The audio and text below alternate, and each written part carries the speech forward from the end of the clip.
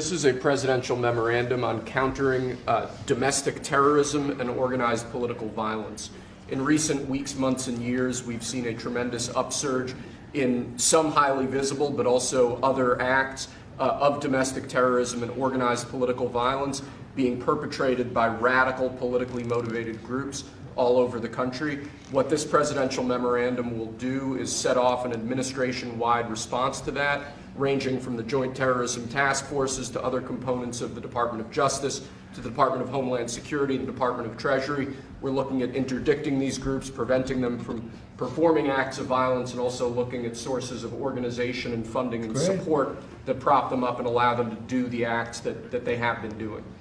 We're looking at the funders of a lot of these groups, and you know, when you see the signs, and they're all beautiful signs made professionally, these aren't your protesters that make the sign in their basement late in the evening because they really believe it. These are anarchists and agitators, professional anarchists and agitators, and they get hired by wealthy people, some of whom I know, I guess, you know, I probably know them.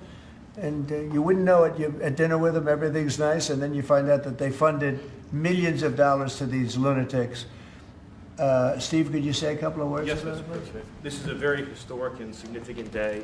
This is the first time in American history that there is an all-of-government effort to dismantle left-wing terrorism, to dismantle Antifa, to dismantle the organizations that have been carrying out these acts of political violence and terrorism.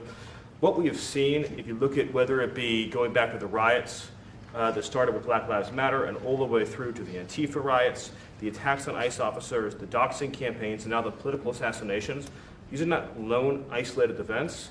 This is part of an organized campaign of radical left terrorism. It is structured, it is sophisticated, it is well-funded, it is well-planned.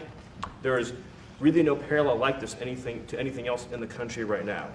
There is an entire system of feeder organizations that provide money, resources, weapons, and when they're attacking ICE officers, they're attacking federal buildings, or they're isolating public officials for harassment, doxing, intimidation, and ultimately attempted assassination. It is all carefully planned, executed, and thought through. It is terrorism on our soil.